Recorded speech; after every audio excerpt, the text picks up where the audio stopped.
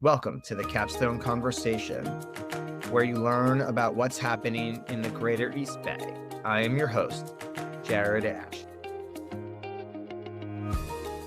Today, we are going to talk about an all-the-above energy solution happening here in the East Bay, and we're going to talk to the folks from the Western states.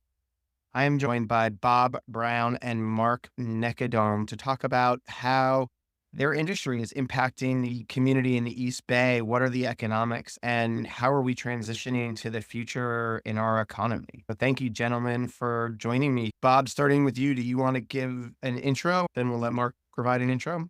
I'm Bob Brown with Western States Petroleum Association. Been with this Energy Trade Association for 8 years now. My background spans both government service, but also 17 years at AAA, the Auto Club, where we talked about transportation and traffic safety, and then transition to the energy more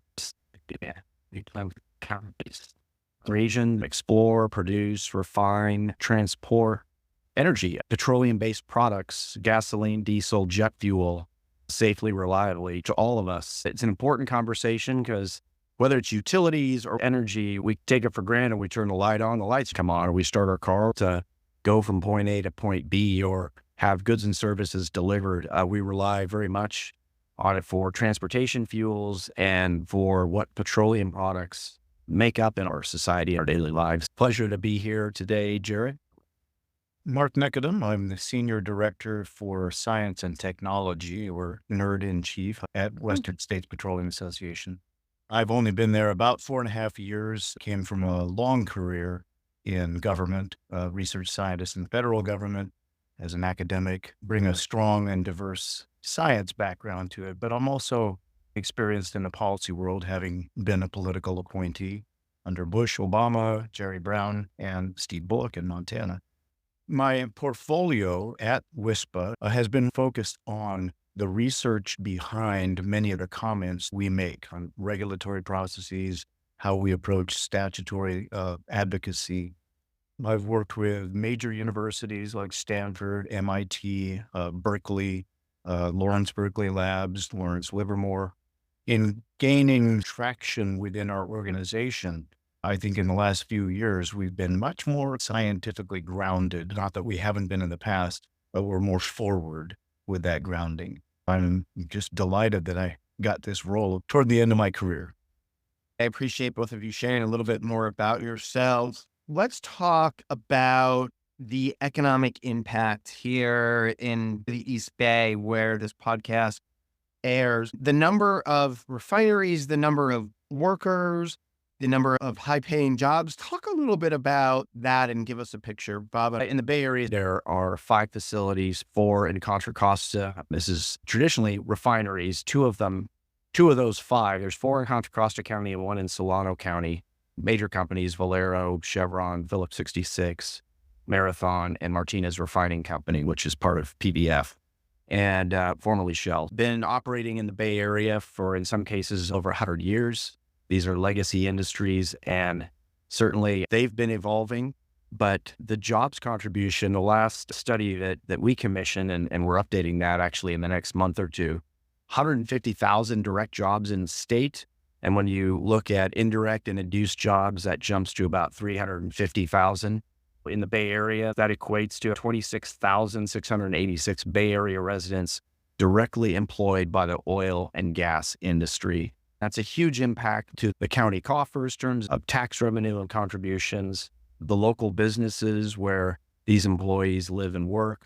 And I started to say that oil and gas, it constitutes 3 of those 5 Bay Area facilities. 2 of the facilities more recently are now into renewable diesel generation. And it's significant part of the energy mix that you talked about. I think the demand for our products, 7 million gallons of diesel in the state every day, 1 million gallons of jet fuel. California is the largest user of jet fuel in the United States. 35 million gallons of gasoline daily. The renewable diesel portion, which is your vegetable oils and used fats and greases that are turning into the renewable product that two of our facilities are producing. That's very much a part of the forward-looking energy mix. The day-to-day reliance that consumers have for the traditional product is very strong today with consumer demand, and it's going to be for a very long time into the future. And within those 26,000 plus jobs here in the East Bay, those aren't entry level fast food worker wage jobs. These are well paying jobs that people can earn a good living on. Can you shed a Yeah. little? No, they're career jobs. One thing we've spent time on is focusing on for a long time on STEM education, but just the importance of the skilled trades workforce and the community colleges in the East Bay, Los Medanos College in particular, with their programs, but all of them really creates a career rather than just a job. Those direct jobs that I referenced earlier are an average of $85,000 a year and up.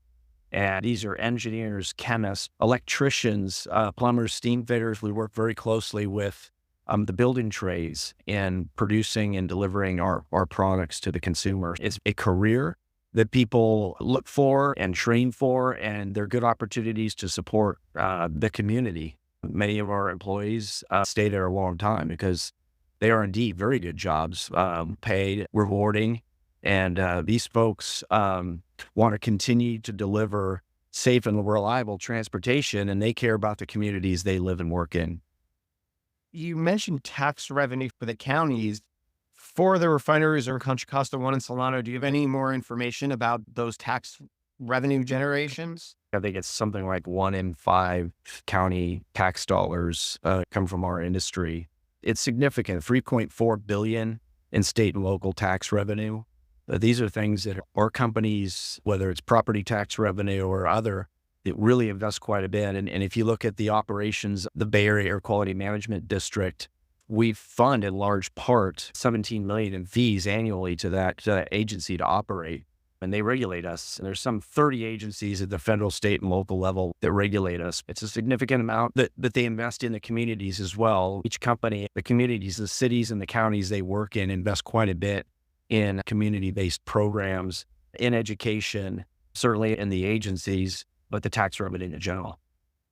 I think that's good. And I might circle back to the nonprofits later. Think about the impact of that. That's 20%. If you lost 20% of your salary, that's significant. It really is a major impact.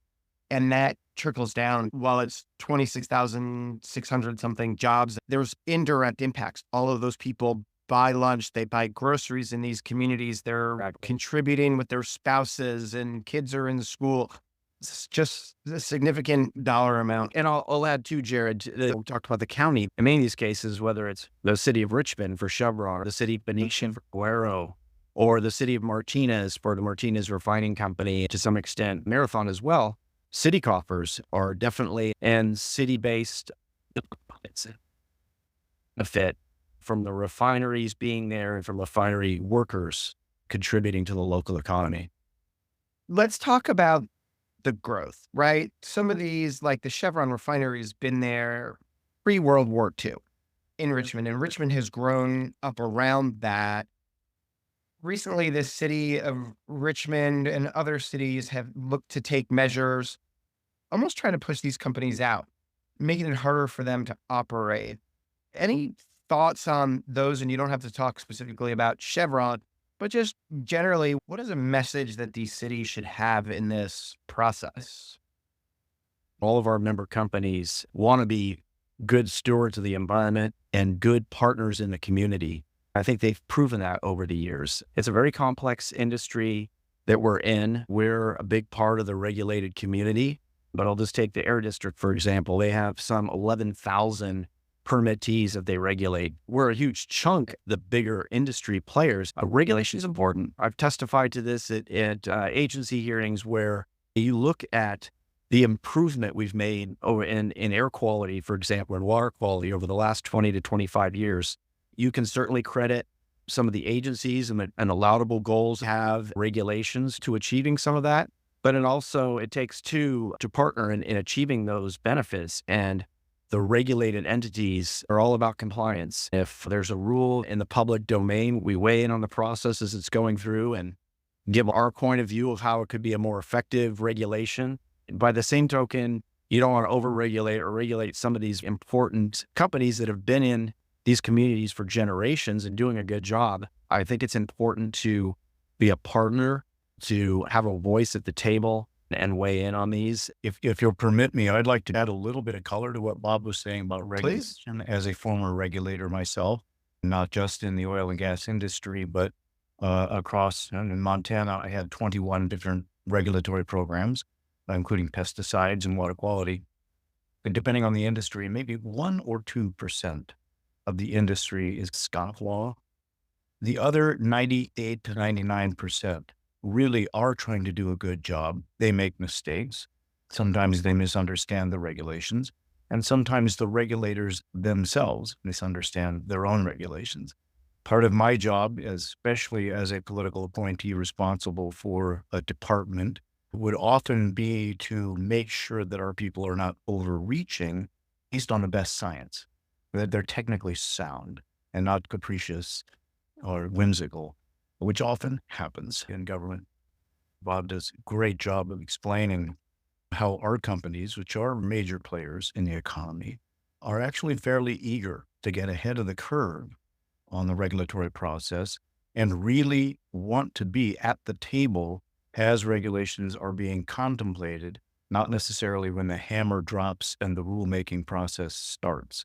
Most of these regulations in this industry are highly technical, and they require a broad level of knowledge about what it is you're regulating and the potential unintended consequences of a given rule.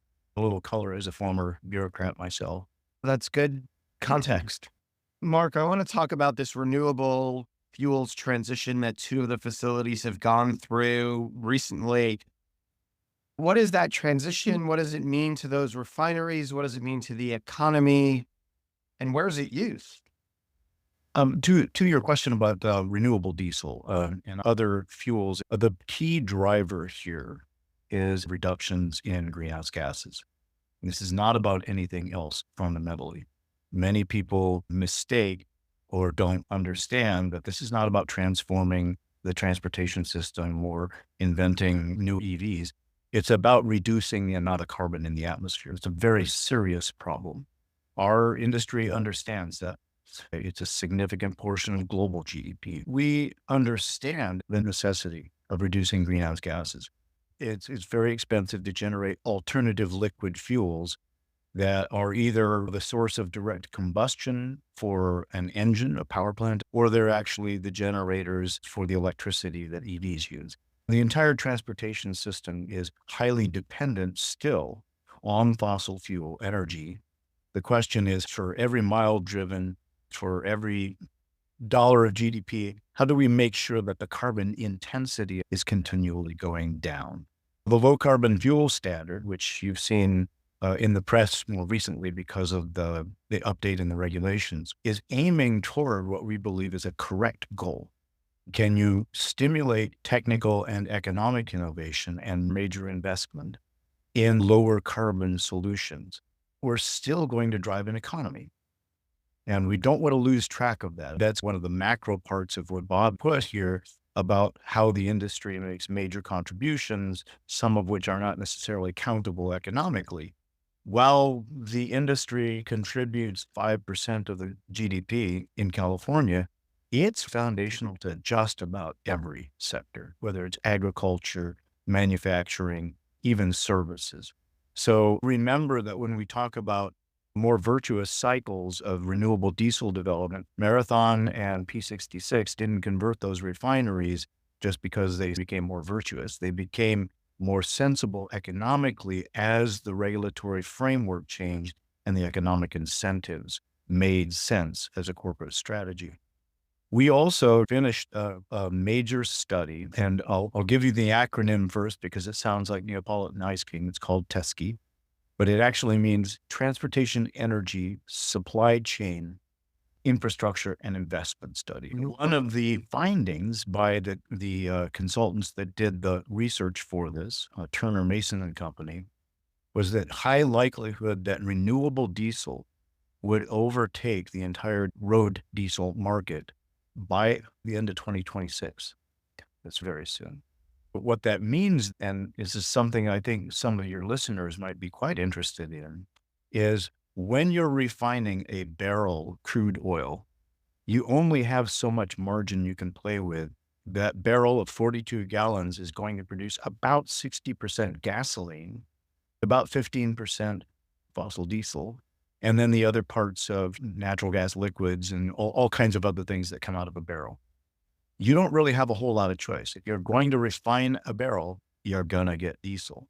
Where's that diesel going to go when the economic incentives for renewable diesel have taken hold so completely that it's hard to sell it in the state of California?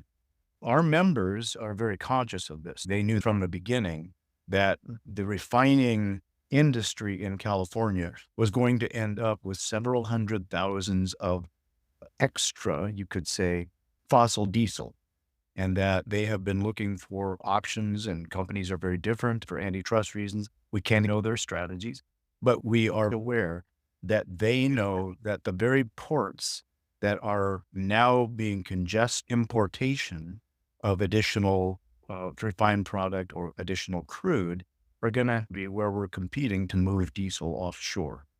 And that was a little great column on the side of trivia that might be really important for your folks to understand as you're looking at the better solution by producing renewable diesel.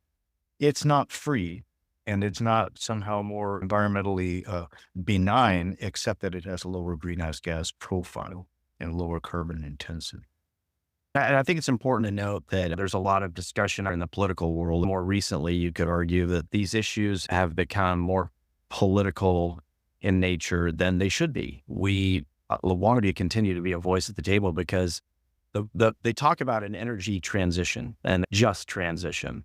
Our thought is that the innovation and investment in whatever transition there is contained within the workforce in our industry. You're seeing that in two of our facilities, but also all of them have investments in renewables, which they utilize at their companies and certainly are forward looking that way. And I think it's important to note that it is going to take an all of the above energy strategy with traditional oil and gas being a major part of that portfolio for a long time to come. There is nowhere more regulated than in California and in the Bay Area in terms of our product. And this is the most stringent air quality, water quality regulations anywhere in the world. No one makes this fuel and delivers it cleaner and safer. The issue is that there's a cost to that. You have the low carbon fuel standard, you have cap and trade, you have the energy island because there's no pipelines delivering the product in. We produce what we can, and there's limitations there, which we can get into. The rest we have to import from other countries that don't share our environmental and labor standards. All of that is to say there's a price tag to that. There's a cost to comply. These are laudable goals, not saying that they are goals we shouldn't aspire to, but you also have to look at the market, what people are able to afford. And that's the delicate balancing act we're doing. I don't like when gas prices got to $6-7 a gallon here in the Bay Area. That was ridiculous to fill up in my minivan. Let's talk about one of those big regulatory goals, 2035 EV charging, something that the Air Resource Board has put forth, waiting on federal compliance guidelines. What should people know about that and relate it to the oil and gas industry? How will it affect the economy we were talking about here? I'll let Mark talk to some of the goals, the timelines, and realistic expectations, but I'll just say people like choices. A lot of these rules put out there, again, with laudable goals in mind, those that can least afford to buy an electric vehicle or that rely on their gas-powered car or truck to get long distances to and from work in the Bay Area, maybe have to live further out from where their job is, and they can't afford not only the electric vehicle, but also the ability to charge it. The infrastructure there to support that isn't quite there yet. It's not to say let's just create another government program to have a pool of money that they can apply for. You have to look at the overall consumer marketplace and what people can afford in terms of what they drive. We're all about consumer choices and all of the above energy strategy, as we discussed. But these are aggressive goals. California versus the rest of the nation probably leads by a long shot in terms of people purchasing electric vehicles, but the average car stays in a family's hands for a good 11 years. And so it's going to take a long time to flip over that fleet. And 2035 is certainly coming. We'll be here before we know it, but there's stages of this goal, 2026 and before 2035, that have been put out in regulation and laws. It's aggressive. And I think we'll collectively have to look at where we are in the marketplace, in the technology, and the ability of our charging stations network to meet those goals. I'll let Mark speak to some of those 2035, 2040 goals, 2045. I would remind folks that the current transportation infrastructure is supported by over 10,000 gas stations across the state. The amount of fuel in reserve at those gas stations, and you all know that the typical range of a combustion-powered vehicle is 2 to 3 times an electric vehicle. It's important to understand that if we're going to move to a 100% electric vehicle, you have to move, assuming that you want the economy to run roughly in 20 years as robustly as it is now. You're going to have to replace the equivalent of 10,000 gas stations with an adequate charging infrastructure that doesn't leave people stranded. When you drive up to the Shell station, for example, throw your credit card in, it almost always works, unless there's a little yellow bag over the nozzle, right? In recent studies of EV charging performance in California outside of the Tesla networks, about 58%. You're highly likely to roll up, if you got a Kia, to roll up to a charging station and either the credit card system doesn't work, the charging is down, or whatever, it's not working.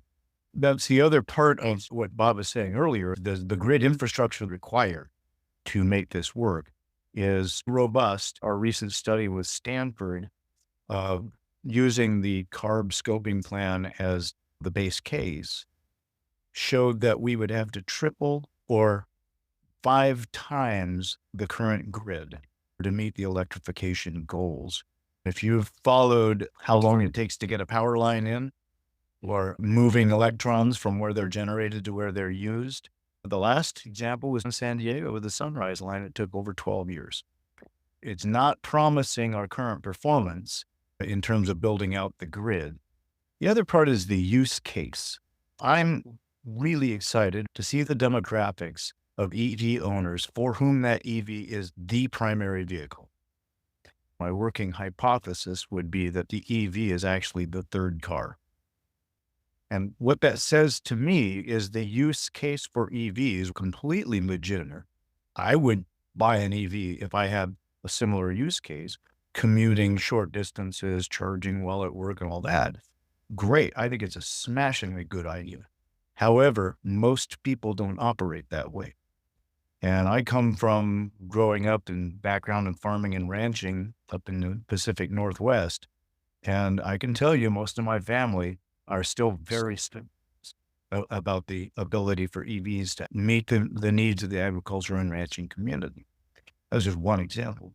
The infrastructure, the grid build out, all of those things are major hurdles for us to overcome.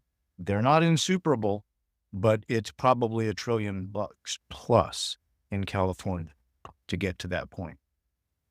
Elon Musk's couch cushion change sounds like he could afford that trillion. And I think people have to realize you're changing an economy, all of those gas stations. We're talking time, like you said, we're talking 2045, 2050, before they would have to start closing the doors.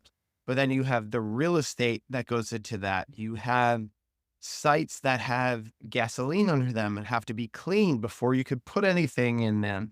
Those create jobs. There's mechanic shops that change, and there's a lot that really goes into it. It is a major economic impact. We had an episode with PG&E a couple of weeks ago where they were talking about why it's taking so long and how much more money they needed from the state to speed up the permit process, trench digging, and all of that.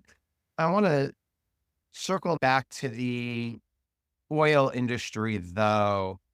And talk about a little bit more what you were saying, Mark, and how does that fit into a transitional economy where gas and oil is still part of it in that energy above context? When we say all of the above, we really mean all of the above. We're talking about technical and economic feasibility. I kicked the tires on a lot of innovative energy technology. I can tell you that most of it is squirming at the bottom of the valley of death.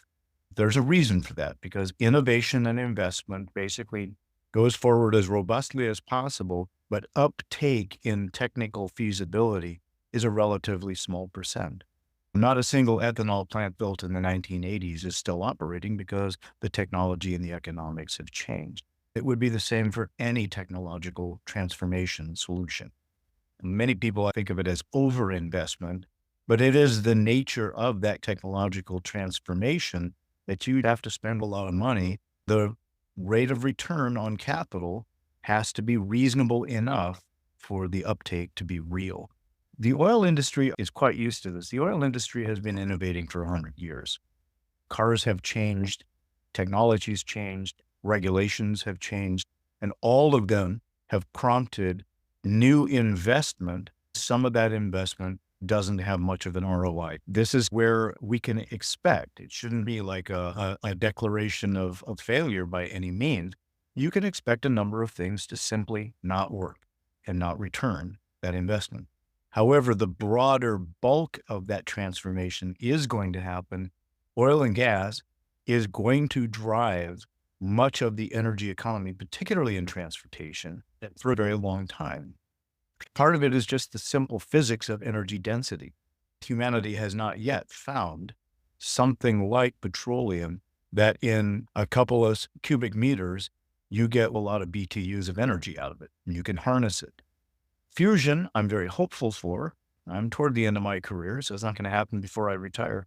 But I'm very hopeful that we will find incredible innovations in material sciences and our ability to capture carbon out of the atmosphere so that we can continue to combust and then capture the results of that combustion. We've done it with catalytic converters. There's no reason we can't do it at mass scale with other materials as well.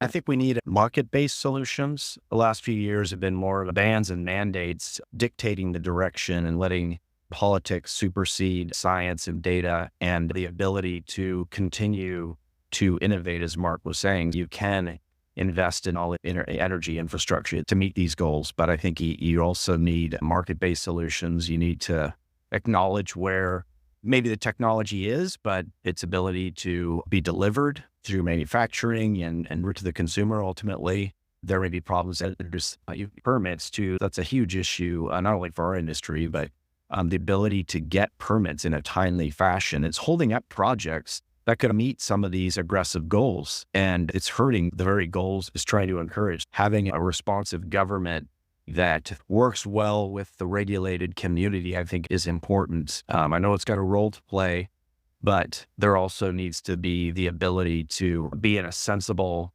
economic environment with realistic expectations and the ability to thrive with innovation. And that permit issue, going back to the power issue, is the same problems that housing is having in California. Getting the permits, going through the process fast enough, getting through CEQA is a big issue. Bob, we use the phrase all of the above energy solutions. Talk about that from a national security perspective and help define that as well as from an economic. What does it mean to you? I think in terms of solar, nuclear, traditional gas and oil, hydrogen, you do have to look at multiple solutions. There's environmental challenges with anything. The land mass needed for solar panels is an issue. The ability to recycle batteries properly is an important issue. I'm just talking in terms of what we all know to be challenges. We all want to ultimately have a clean environment. And so I think it's important to have energy independence. We're the number 3 user in the world in terms of our product in California, behind only the United States and China. I think it's important to acknowledge that and be able to deliver it properly, safely, environmentally sound. And it's just an important global issue, certainly.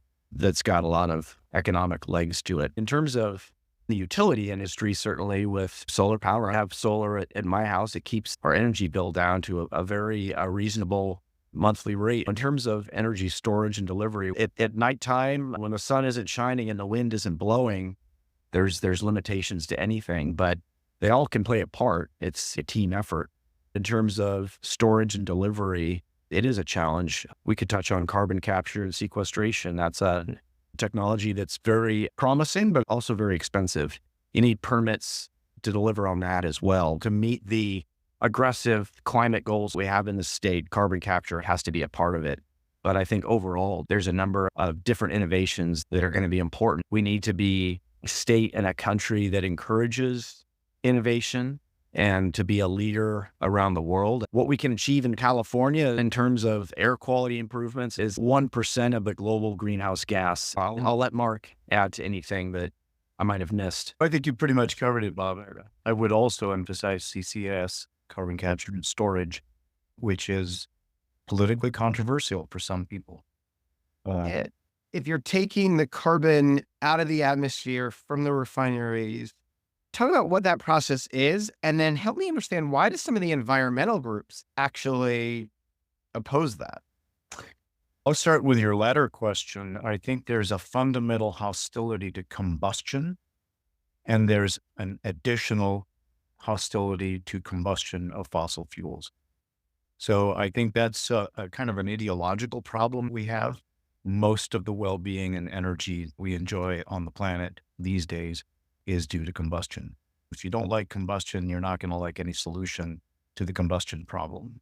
The combustion problem is a 30 billion ton a year problem. And that is huge. That is basically what we are producing in greenhouse gas emissions over and above the natural cycling between atmosphere and the surface of the earth. So we have to solve that problem. Now, one way to solve that problem, and the technology is not mysterious, it's actually well proven. We've got 40 years of experience scrubbing CO2 out of the atmosphere. You'd prefer to scrub it out of a stack where you're doing combustion rather than just scrubbing it right out of the atmosphere. The concentration is something like 100 times greater in stack emissions versus the atmosphere. But it makes more sense to grab it before it gets into the atmosphere. The storage of it is stored because we're putting it in the place where it has been for several, in some cases, 100 million years. But it hasn't leaked out. Natural gas, oil, it's been sitting in geological formations until, well, about 100 and some years ago, we said, look at this, and we can blow it up and do things with it. But it has basically been sitting there for a very long time. And the technology for injection and storage is simply compressing and moving it back into the geological formations from which it came. It's not that mysterious. I think a number of people are very concerned that somehow we don't know what we're doing and that we're going to cause these massive leaks of CO2 into the atmosphere. That could happen, of course, because as a former regulator, I know that upset happens, especially in large industries. You want to minimize those risks, but you're not going to lose several 100 million tons of CO2 out of storage without noticing. The technology, and I'm talking as a scientist now, is well proven. We know where the geology is. California itself has such a unique geology that California could store almost all of the global emissions for the next 100 years. It's got that much storage space that we've already assessed and assayed, and we know where the geology is stable and where it's not. It's a solution we could move to very quickly if we had political alignment and some agreement. But as Bob says, the permitting process is relatively new. That is, US EPA in the United States has the sole authority to authorize the injection of gases. Some states have the authority to work with EPA to do that. But we're in the infancy of that kind of injection of CO2, transport and injection of CO2. So we've got a lot of work to do. It's going to be a lot of investment and a lot of permitting. I want to ask about pricing. Help a consumer that is listening understand, why does gas go from $4 to $6 and then back to $4.50 a gallon. Just help us understand what is going on in the marketplace shifting around up and down. Sure.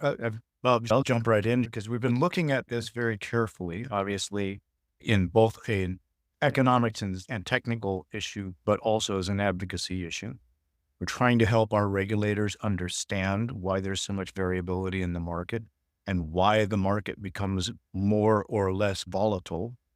Think of it this way. If we were visual here and I could pop it up, I would use what we call placemat, which is actually a bunch of icons that we put together on an 11 by 17 laminated piece of paper that shows you where all of the sources of energy are, how it gets to where it's used in demand. Now, the movement of oil from where it's produced out of the ground to retail involves thousands of transactions. Somebody's making an investment decision about the price of oil. Price of oil is, of course, set by global commodity rates. When it gets to refining, you have a lot of overhead. It's a whole lot more expensive to operate any industry in California, and it's very expensive to operate a refinery in California. You named some of them already: real estate, labor, environmental controls. That's a cost center that some variation happens to.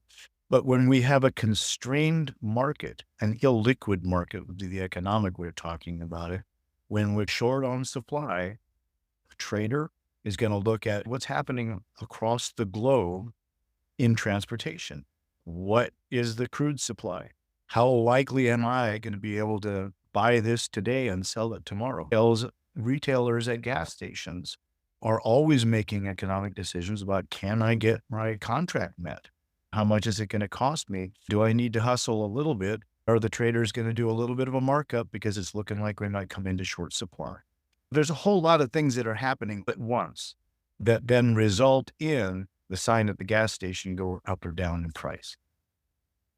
I think you look at some things that are unique to California. You've got the reformulated fuel that came into effect in 1994.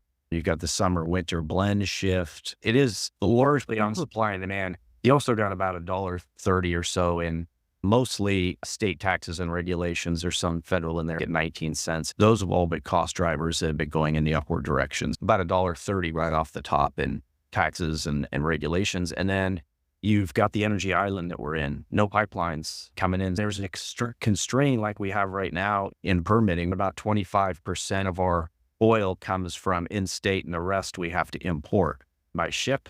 That's very expensive. It can take a long time. You've got more regulations coming on the books. January 1, the Air Resources Board passed, talk about port electrification, the freight. There's a lot of costs that impacts ultimately the price of the product. You want to share about the work you're doing or the refineries are doing? Yeah, I think overall the ability to do our jobs, to deliver safe and reliable fuels to the marketplace. Represent a large workforce in the state and have a product that people want. Let's make this a better place to do business, whether it's the Bay Area or California as a whole, to continue to innovate and achieve the goals that we want to achieve, but do it in a reasonable way and be able to have some regulations, a seat at the table and a voice at the table and saying what's workable, what's ready. And there's some things that, hey, you as the regulator haven't thought about, just making it a more balanced work environment in California. Mark? Yeah, I just pick up right where Bob tapered off on the regulation side and the place at the table, having spent much of my career creating the table in many regulatory processes. California has become unique and largely hostile to having much of the expertise we need to make the right regulatory changes and choices. We've pretty much been excluded from the table. And that political hostility and the polarization has resulted in some poor decisions the state is making.